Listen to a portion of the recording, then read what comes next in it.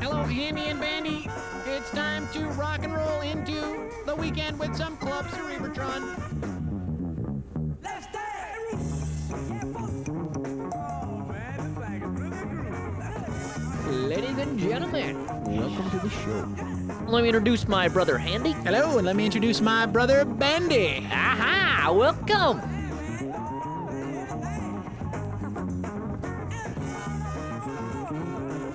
Welcome to Handy and Bandy's Wacky Shack Fun Time Hour. We're so glad you could join us.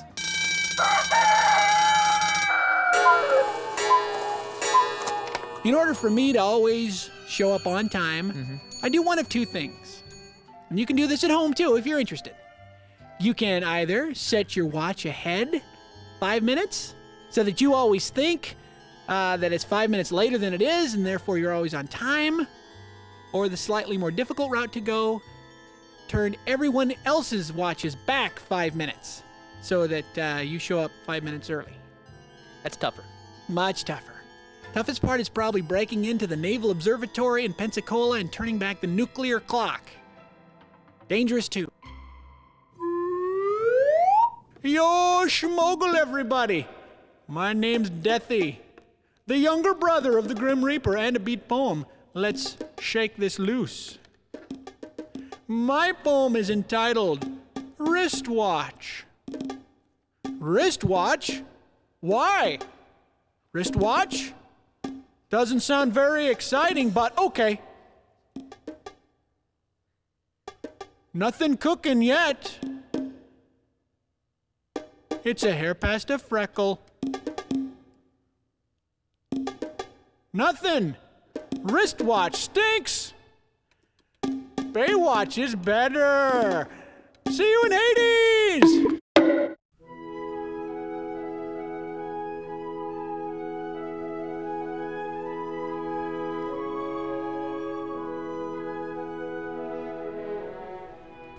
Oh boy. Ancient Greece is so boring. I'm bored. When was the last time we invaded the Mediterranean and displaced an entire people? Thursday. See? There's nothing to do anymore. Oh, look over there. I lost my keys. Probably Greek's most absent-minded philosopher. Found those keys yet? No. Oh, and there's his young protege, Alexander the Good. But he has potential. Yeah. Oh, and look, there's Hard to Please. That's pronounced Hard to Please. Don't forget it. Yeah. Okay, Hard to Please.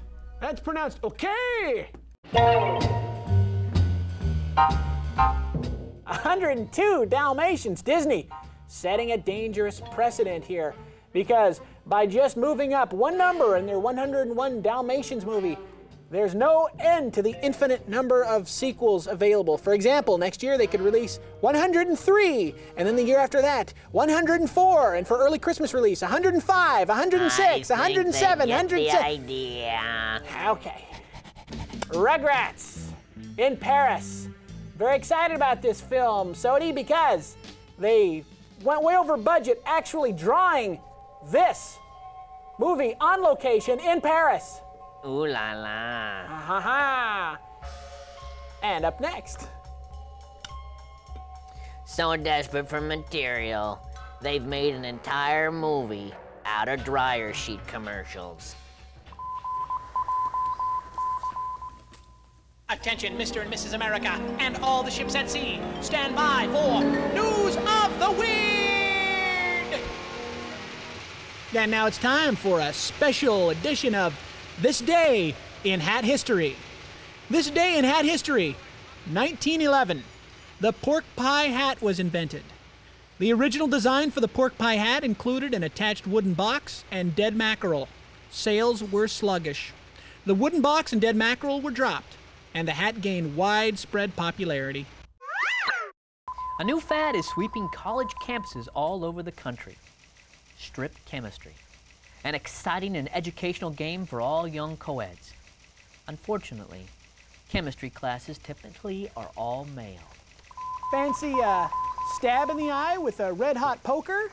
Not many do, which makes business kind of slow for Angus McBlinder, a real-life Scottish eye poker. The world of sports was in an uproar Tuesday when it was discovered the four-time world champion cockfighter is, in fact, a tiger.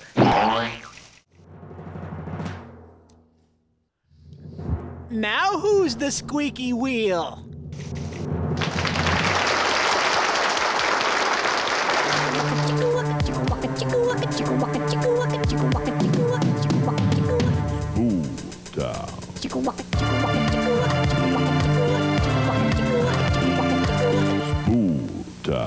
Well, that's great. I met a new person today who I like, a UPS driver, a very affable fellow. I think we're gonna be friends.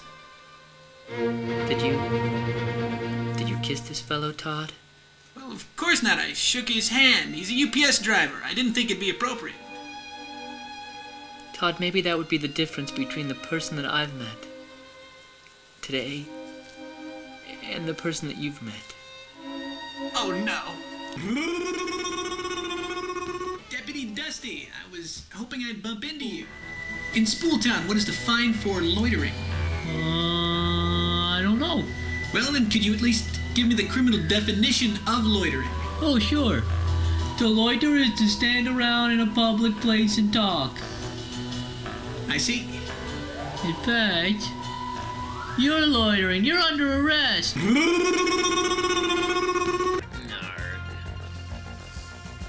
Hey, this kick in the groin is compliments of Captain Arg. Arg. Hey, I'm Captain Arg. What? You say you're Captain Arg? Arg. Well, you certainly are Captain Argumentative. Here's another kick in the groin for you. Arg.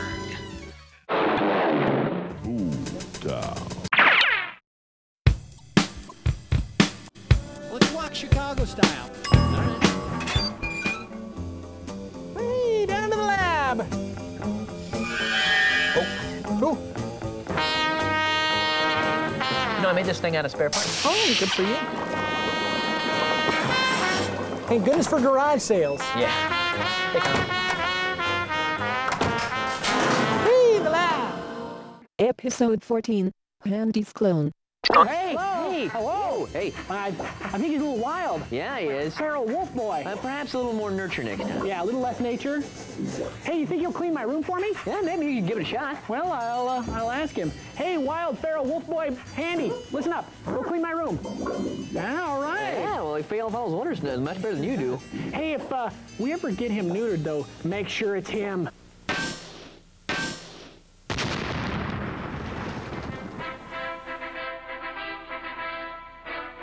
Chicago's famous for gangsters, Bandy. Oh, yeah. And no two people embody the modern cinematic gangster than Joe Montana. And Chaz Palminteri. Two people who would love to get in a fight, I'm sure. Oh, yeah, because they're casting the same roles, essentially.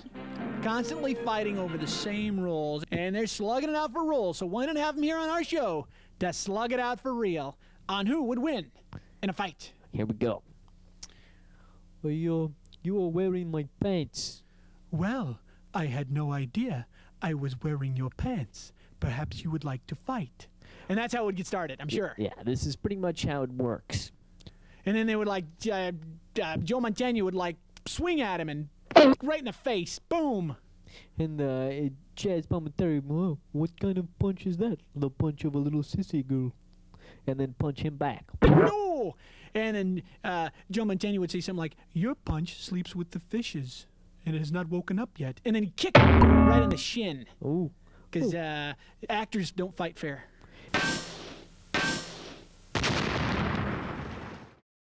Get your teeth smoked.